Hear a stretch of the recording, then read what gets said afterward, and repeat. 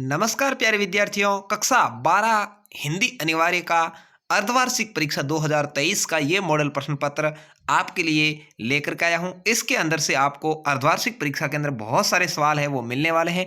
तो इसमें बात करेंगे किस तरह से आपके पूर्णांक रहेगा और कैसा पेपर आपके आने वाला है, आप इसमें ज़्यादा से ज़्यादा नंबर कैसे प्राप्त कर सकते हैं। अभी तक यदि आपने अनिल क्लासेज चैनल जिस पर आप ये वीडियो देख रहे हैं सब्सक्राइब नहीं किया है तो ज़रूर कर लीजिएगा और चैनल को ज़रूर सब्सक्राइब करने के साथ साथ अपने दोस्तों तक इस वीडियो को ज़रूर शेयर कर दीजिएगा। चलिए शुरू कर लेते हैं। यहाँ पर आपके जो पूर्णांक रहने वाला है वो 70 नंबर का रहने वाला है, यानी 70 नंबर में से आपके ये अर्धवार्षिक परीक्षा होगी और 30 नंबर के जो आपके 3 टेस्ट है जिसको परख बोलते हैं, प्रथम सेकंड और थर्ड, अभी फरवरी में होगा। तो इसको मिला करके 100 नंबर में से आपके नंबर है वो जुड़ करके वार्षिक परीक्षा के आपके शतरंग है वो बनने वाले हैं। तो चलिए शुरू कर देते हैं। यहाँ पर पहला आपके आएगा निम्नलिखित अपठित गद्यांश को ध्यानपूर्वक पढ़कर दिए गए प्रश्नों के उत्तर देने हैं। यहाँ पर 6 नंबर का आपके ये पैराग्राफ आने वाला है। कितने नंबर का? 6।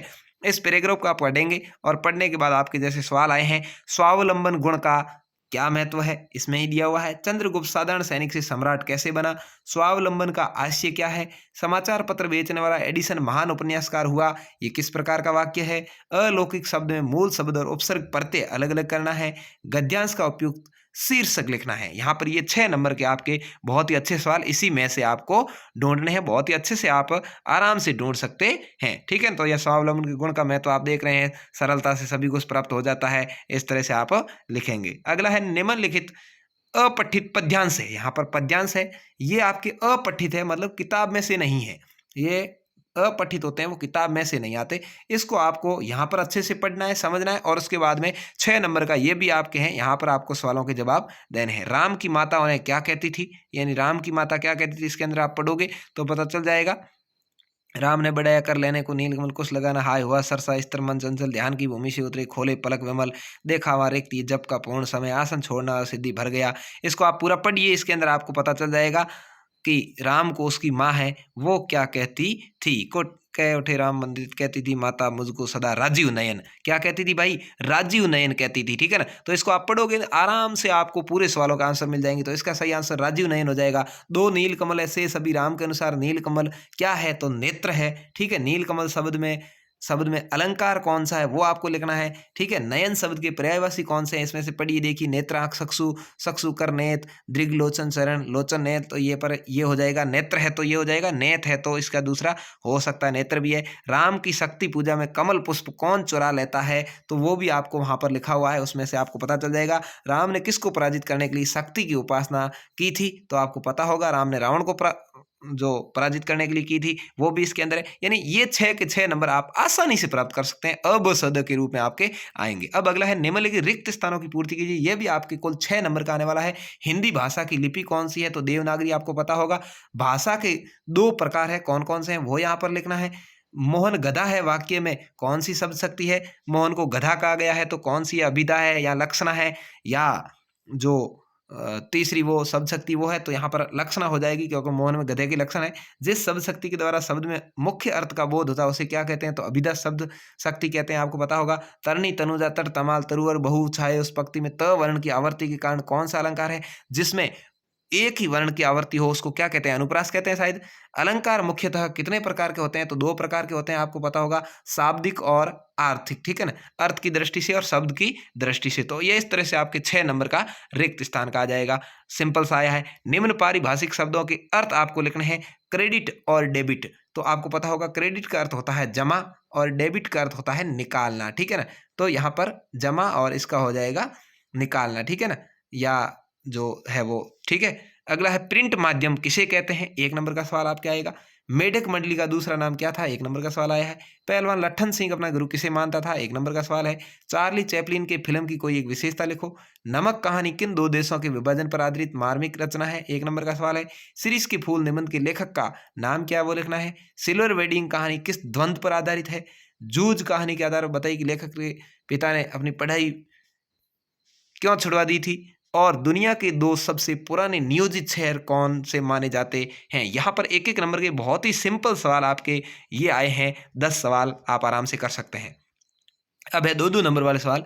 मुद्रित माध्यम में लेखन के लिए किन बातों का ध्यान रखना चाहिए? बहुत ही मोस्ट सवाल है, आप आराम से इनको याद कर लीजिएगा। पत्रकारीय लेखन पर टिप्पणी, जन्म से ही वे अपने साथ लाते हैं कपास, इसमें बच्चों के संबंध को समझाना है। कैमरे से बंद अपाइज कविता की मूल संवेदना लिखिए। सीरीज को लेखक ने कालजयी अवधूत क्यों कहा है? राख से लिपा हुआ चौका कवि ने ऐसा क्यों कहा? लोगों ने लड़कों की टोली को मेढक मंडली नाम किस आधार पर दिया? कविता पतंग में बिंबों के द्वारा काव्य सौंदर्य प्रकट किया गया है, स्पष्ट करना है। बाजारूपन से क्या तात्पर्य है? किस प्रकार के व्यक्ति बाजार को सार्थकता प्रदान करते हैं? ये 3-3 नंबर के सवाल भी आपके आने वाले हैं। 14वां सवाल आपके आया है, महादेवी वर्मा अथवा तुलसीदास का साहित्यिक परिचय। किसी भी एक कवि का आप याद कर लीजिए, कम से कम 2 कवियों का आएगा। आपकी किताब में 4 से 5 कवि है, आप 2 या 3 कवियों का याद कर लीजिए, आपको 1 मिल जाएगा। आप इन दोनों का याद कर लीजिए, आपको 1 पक्का मिल जाएगा। 4 नंबर का सवाल है। निम्नलिखित पद्यांश की सप्रसंग व्याख्या करनी है, यानी कौन से पाठ में से लिया गया है और इसकी व्याख्या भी करनी है, इसका अर्थ क्या है? ये आपके 5 नंबर का सवाल आएगा। अथवा में भी आएगा, कोई भी दोनों में से एक की आपको सप्रसंग व्याख्या करनी है। अब आएगा एक और गद्यांश, निम्नलिखित गद्यांश की सप्रसंग व्याख्या करनी है। ये गद्यांश भी आपकी किताब में से आता है, तो कौन से पाठ में से, उसके लेखक का नाम लिखने पर 1 नंबर और 4 नंबर इसकी व्याख्या करने पर आपको मिल जाएंगे। तो इस तरह से आपके ये सवाल है। अब 17वां आया, माध्यमिक शिक्षा बोर्ड राजस्थान अजमेर की ओर से विज्ञप्ति प्रारूप तैयार कीजिए जिसमें परीक्षाओं की तारीख की सूचना दी गई है। अथवा वो आता है, ठीक है, नहीं तो अपनी ग्राम पंचायत के सचिव की ओर से अपने जिला कलेक्टर को गांव में फैली बीमारी अथवा मलेरिया, डेंगू, चिकनगुनिया के उपचारार्थ चिकित्सकों की टीम भेजने तो कार्यालयी पत्र लिखना है। आपको कार्यालयी पत्र आता है तो ये लिखिए, और नहीं तो ये लिखिए। दोनों में से कोई भी एक लिखोगे तो आपको 5 नंबर मिल जाएंगे। और आपका अंतिम आता है एक बहुत ही बढ़िया निबंध। आप अच्छे से इन 5 में से कोई एक निबंध है वो लिख सकते हैं। आज़ादी का अमृत महोत्सव, स्वच्छता का महत्व, जल संरक्षण, पेट्रोल और डीजल की बढ़ती कीमतें, विद्यार्थी जीवन में अनुशासन का महत्व। तो जल्दी से इसको आप पढ़ लीजिए, और अभी तक चैनल को सब्सक्राइब नहीं किया तो अनिल क्लासेस को जरूर कर लीजिए, क्योंकि यहाँ पर आपको बोर्ड परीक्षा के मॉडल प्रश्न पत्र भी मिलने वाले हैं। बोर्ड परीक्षा 2023-24 के अंदर भी आपको बहुत ही अच्छे नंबर दिलाने वाले मॉडल प्रश्न पत्र मैं लेकर के आऊँगा। और आप इसको कभी भी देख रहे हैं, एग्जाम देने के बाद देख रहे हैं, तो भी कितने सवाल छपे ये जरूर बताएं। और अन्य मॉडल प्रश्न पत्र है वो भी जल्द अपलोड किए जाएंगे। धन्यवाद, जय हिंद, वंदे मातरम। और आपकी एग्जाम होने के बाद आप अपना जो अर्धवार्षिक का पेपर है वो मुझे 8239136715 ये मेरे व्हाट्सएप नंबर है, इस पर आप मुझे उसकी पीडीएफ भेज सकते हैं, जिससे कि अन्य जिलों में जहां पेपर होना रह जाएगा या बाद में होगा, क्योंकि इसकी सभी की डेट अलग अलग है, तो उन स्टूडेंट्स को फ़ायदा पहुंचाया जा सके। और अन्य जिलों के स्टूडेंट्स का पहले हो जाएगा तो आपको फ़ायदा पहुंच जाएगा। धन्यवाद, जय हिंद।